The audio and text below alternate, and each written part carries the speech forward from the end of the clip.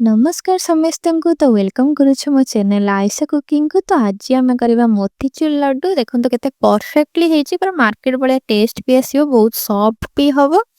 तो आगु को बहुत टाइप रो पूजा आसुची, तो आपण घरे भी बनै की समस्तंकु देई परंती कि भगवान को पाखरे भी लगे परिवे।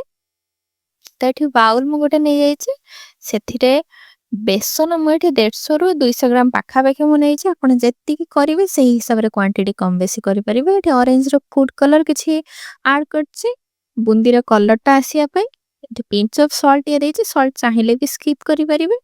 तापरे अल्प अल्प पानी देके ताको गोळेबे। एटे टाइम पूरा पानी दे देबे, नले बेटर टी जदी पानी हेगला हमर बुंदी परफेक्टली हबो नै।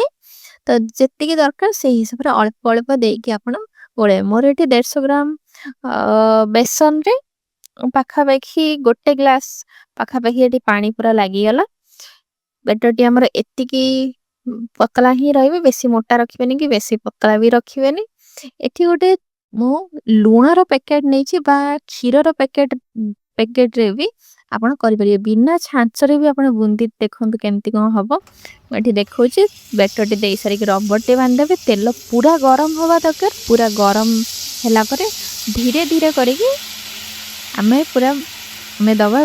बेसी बड़ भी काटिबे, जदि बड़ काटी देबे छोट छोट बुंदी रो शेप ही आसीबोनी। एमती करिकि हम सब बुंदी गुडा को भलसे आमे छाणी नबा। देखंतु केते परफेक्टली ହେଇଛି। साइज रो भी किछि एपट सपट हेइनी। एबे चीनी सिरा हमें बनेबा ना, चीनी पाखा पाखी नै जेबा। सेथिरे 3 गिना हमें पानी दे दबा। एठी किछि फूड का ऑरेंज रो फूड कलर भी एठी ऐड करछि, गुजराती भी एठी ऐड करिवे। गुजराती मु ऐड करिछि, किंतु वीडियो टी कलाळ को वीडियो टी ऑफ हेइतला। भलसे चीनी सिरा हमर हेइ गेले। देखंतु हाथ गोटी अठा अठा लागिबा दरकार, पूरा अठा न लागिबा, न लागिले भी चलिबो, अल्प अल्प लागिले। तापरे हमें जो बुंदी करी रखिथिले ताको दे दबा। आ किछि एठी मगज दे दबा। मगज चाहिले आपण स्किप भी कर परिबे, जदी भी किछि ड्राई फ्रूट्स अलगा किछि निज चॉइस रे भी ऐड करि परिबे। मगज टी देले हमर मार्केट रो जेमति लुकिंग ता आसे सेमतिया टिके आसीबा, भल लागिबो। न देले भी से सेम टेस्ट आसीबो। ताको भलसे हमें 2 ରୁ 3 मिनिट एपट सपट करिकि ताको हमें काढी आनिबा। बेसी ठंडा होआ पई छाडीबेनी। ठंडा ही गले, पूरा ठंडा ही गले बुंदी आ सेटा पूरा स्टिकी हे कि लागिबो नै।